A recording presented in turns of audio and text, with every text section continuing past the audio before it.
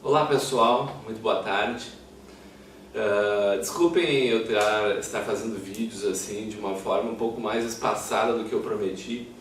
Eu tinha dito em vídeos anteriores que iria fazer com mais frequência, aproveitando esse canal de comunicação das redes sociais, do YouTube. Mas eu tenho deixado passar um bom tempo para novos vídeos, porque eu sempre me acostumei, desde a época que trabalhava nos livros, a focar em informações novas, importantes, inovadoras, não ficar simplesmente chovendo no molhado, trazer realmente um conteúdo consistente. E ultimamente não tinha aflorado nada, nenhuma ideia, nenhum tema que a gente pudesse abordar que fosse tão importante para trazer a todos vocês e ocupar o tempo de vocês. Mas alguns dias atrás, alguns leitores comentaram sobre como a situação atual do mundo está semelhante ao que narramos nos livros sobre Atlântida. Eis aqui os nossos livros Atlântida no Reino da Luz e Atlântida no Reino das Trevas, que, modéstia à parte, é um dos livros que eu mais gostei de trabalhar junto com Hermes. Um livro inovador, uma leitura que eu achei fantástica, assim, do início ao fim, a cada capítulo. Muitas pessoas até dizem que teria que virar filme esse livro, e eu concordo plenamente. E foi o livro que teve a melhor aceitação por parte de todos os meus leitores. Posso dizer com garantia que não existe livro sobre Atlântida igual, não só em língua portuguesa, em qualquer língua. Esse livro realmente é fantástico, traz informações interessantes e uma abordagem completamente inovadora e cativante. E analisando a situação da época da Era da Luz, a época em que os Atlântides eram uma civilização avançada, vemos que muitas das coisas seriam um modelo para a implantação de um sistema social, de governo, de estilo de vida de uma humanidade, de uma civilização. Infelizmente, esse livro eu não vou poder falar sobre ele hoje, porque o nosso mundo e o nosso país, ele está longe desse modelo, ou seja, nós estamos muito mais para o Atlântida no Reino das Trevas. E por que isso? Talvez um dos fatores principais seja a questão do distanciamento de uma filosofia de vida e de sistema social e de governo mais voltada para os valores cristãos, os valores crísticos, espirituais. Algumas pessoas me dizem assim que eu não deveria estar falando de política, como eu tenho falado bastante no Facebook. Prometo que aqui eu não vou falar questões específicas partidárias e políticas e de candidatos, ou seja o que for. Mas eu acho que a vida espiritual está intimamente à vida política, porque na verdade são uma coisa só. Ou seja, as ações políticas que nós apoiamos ou acreditamos impactam diretamente nas nossas crenças espirituais. Então as pessoas precisam ter coerência sobre aquilo que acreditam espiritualmente e aquilo que acreditam politicamente, porque elas precisam convergir para um mesmo caminho, um mesmo ponto de vista, uma mesma visão de mundo. E não vou falar aqui sobre extrema esquerda e extrema direita, porque todos os extremos são extremamente perigosos. Na verdade, eu sigo os ensinamentos de Hermes, que na Tábua de Esmeralda, ele fala sobre o princípio do ritmo, e fala que o sábio é puro equilíbrio, ou seja, o sábio ele tem que andar pelo caminho do meio, pelo caminho do consenso. Ou seja, nós estamos numa sociedade muito extremada, de pontos de vista muito radicais à esquerda ou à direita, e não é só aqui, até mesmo no mundo. Por exemplo, ontem, até foi um dos motivos também que me estimulou a fazer um vídeo, lá nos Estados Unidos houve aquele terrível assassinato de um negro americano, onde o policial apoiou o seu joelho sobre o pescoço dele por não sei quantos minutos e ele morreu asfixiado. E então o presidente americano Donald Trump ainda enalteceu o uso da força para conter aquelas rebeliões e coisa e tal. O que aconteceu? Surgiu ainda protestos ainda maiores pelos Estados Unidos, não se sabe o volume que isso vai tomar, porque estão havendo posições muito antagônicas de nós contra eles. Ou seja, o verdadeiro líder é aquele líder que todos admiram, que todos procuram ver a sua grandeza pelos seus próprios atos. Um exemplo que eu poderia dar agora é o próprio Mahatma Gandhi, que a sua atitude era tão nobre, tão admirável, que ele conseguiu conduzir uma nação inteira à libertação do domínio inglês, chegando ao ponto dos seus dominadores também o admirarem pela sua posição, sobre as suas atitudes. Então, um verdadeiro líder ele tem que ter valores realmente extraordinários e, principalmente, saber trabalhar o consenso, unir posições antagônicas e, através disso, transformar, buscar uma melhor solução, um melhor caminho para todos na sua evolução.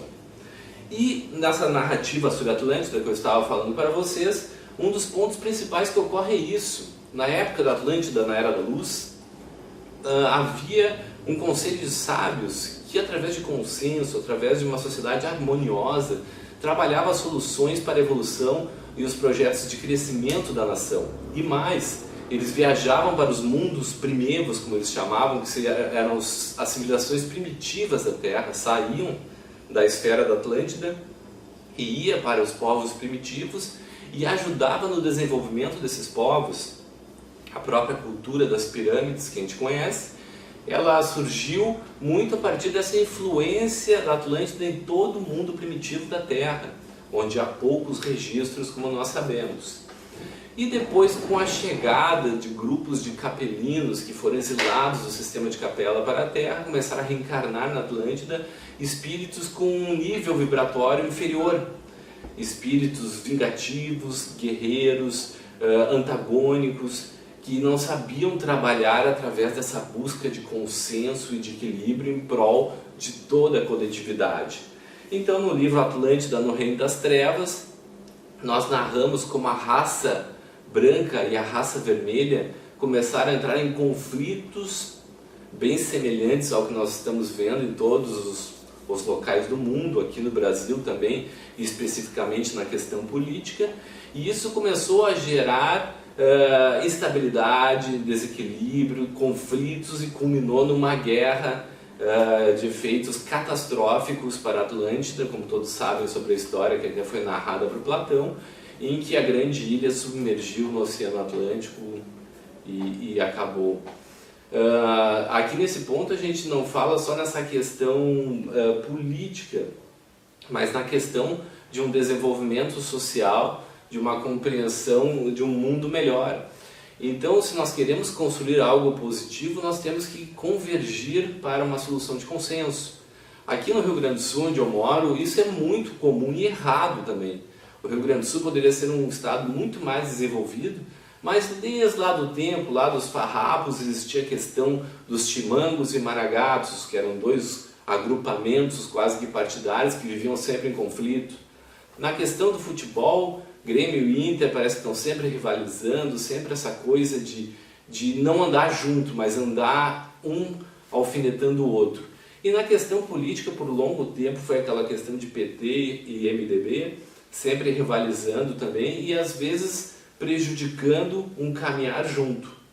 Agora, finalmente, nós temos um governador do estado, Eduardo Leite, que apesar de ser um partido de direita, ele busca um consenso com todos os partidos, ele busca uma ideia diferente, ele está acima dos partidos. Isso é uma coisa impressionante que eu nunca tinha visto e eu admiro muito por isso, mesmo concordando ou não com algumas de suas decisões, mostra que ele é um sábio gestor, é um governador jovem, mas que mostra que está no caminho da luz e não vamos nos surpreender se um dia ele se tornar presidente do Brasil. E através disso a gente vê também agora na gestão da pandemia do coronavírus, o Rio Grande do Sul está entre as melhores situações dentro do país, por ele ter tido uma postura muito, muito boa nessa questão do isolamento social. Mas voltando então para a Atlântida, nós vemos que os acontecimentos desse livro, recomendo a ler quem ainda não leu, é difícil de achar em livrarias, mas entrem no site universalismocrístico.com.br e lá é só clicar na página do livro, botão comprar e compra-se diretamente da editora. E nesse livro então nos narra muito bem essa questão da desarmonia, dos atritos, da falta de visão única, o ódio recíproco gerado pela questão contrária à ideia de seu semelhante, foi gerando uma psicosfera muito pesada na Atlântida.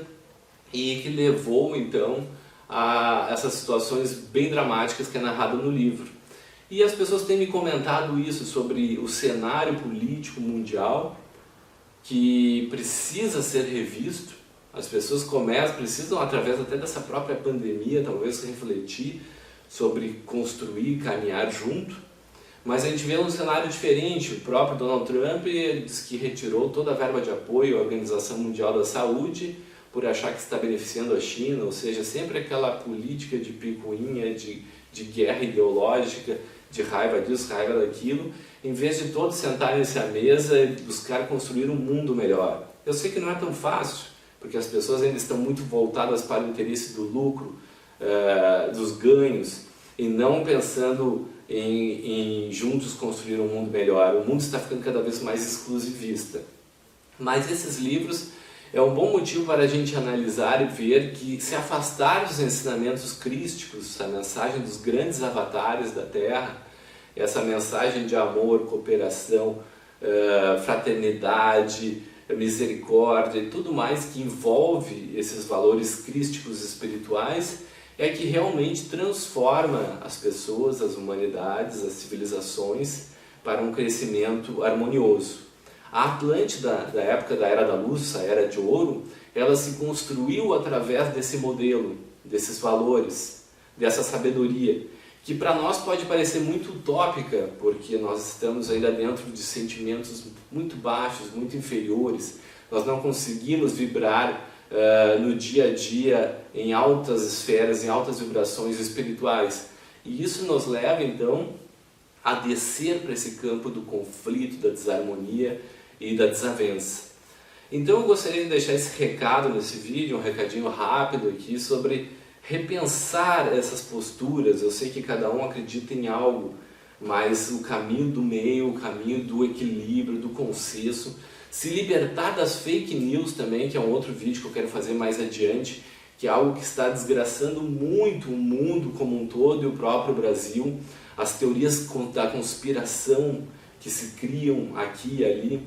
Muitos espiritualistas acreditam nessas teorias espiritualistas de que tem alguém querendo controlar e dominar o mundo, isso e aquilo, e terminam nos levando então para um campo de acreditar em pessoas mal intencionadas que na verdade querem nos manipular, nos dominar. Ou seja, a verdadeira busca está naquela em que a gente analisa o aspecto e o ponto de vista de todos, e aí a gente forma a nossa própria consciência. Ouvir informações de uma única fonte pode nos levar a virarmos escravos dessa fonte, e essa fonte muitas vezes não é bem intencionada. Por isso, então, eu queria deixar esse recado aqui hoje, e para quem não leu ainda esses grandes livros, Atlântida no Reino da Luz, Atlântida no Reino das Trevas, eu recomendo, porque eu garanto que não vão se decepcionar. Na minha opinião, um dos melhores livros espiritualistas que está aí no mercado. Gostaria de agradecer a atenção de todos e pedir para que curtam aí o vídeo, se inscrevam no canal, divulguem também para os amigos, porque o meu número de visualizações ainda está muito aquém do que deveria ser para alcançar um público bem maior. Espero poder contar com vocês, uma boa semana, que Deus os abençoe.